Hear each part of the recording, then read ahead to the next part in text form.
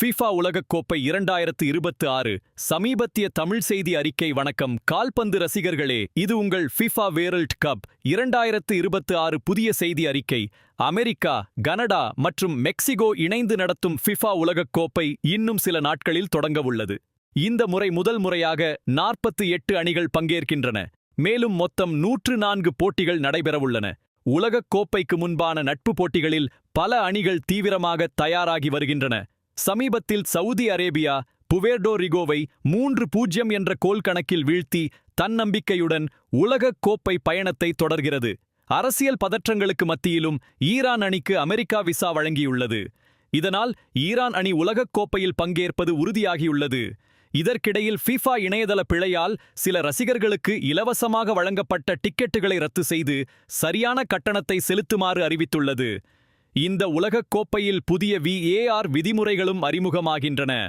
சில கூடுதல் நடுவர் பரிசீலனைகள் மற்றும் புதிய சிவப்பு அட்டை விதிகள் அமல்படுத்தப்பட உள்ளன.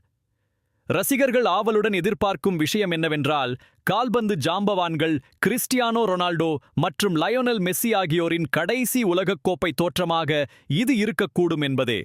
உலகக் கோப்பை 2026 ஜூன் 11 தொடங்கி ஜூலை 19 வரை நடைபெறவுள்ளது.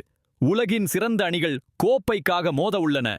FIFA world cup 2026 latest update. வணக்கம் கால்பந்து ரசிகர்களே, உலகக் கோப்பை 2026 ஐ முன்னிட்டு வெளியாகியுள்ள முக்கிய செய்திகளை பார்க்கலாம்.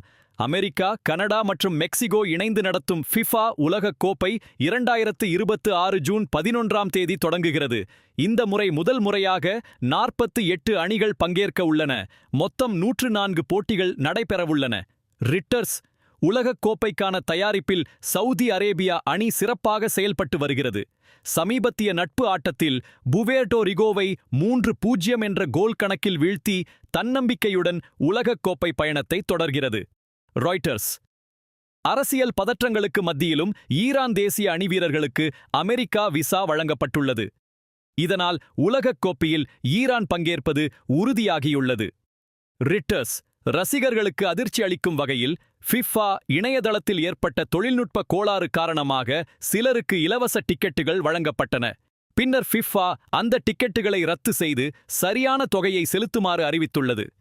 ரிட்டர்ஸ் இந்த உலகக் கோப்பையில் புதிய VAR விதிமுறைகள் அறிமுகமாகின்றன. கார்னர் முடிவுகள், இரண்டாவது மஞ்சள் அட்டைகள் போன்றவற்றையும் VAR மூலம் பரிசீலிக்க ஃபிஃபா திட்டமிட்டுள்ளது. மேலும் சில புதிய சிவப்பு அட்டை விதிகளும் அமலுக்கு வருகின்றன. OAI_citation:0/the GU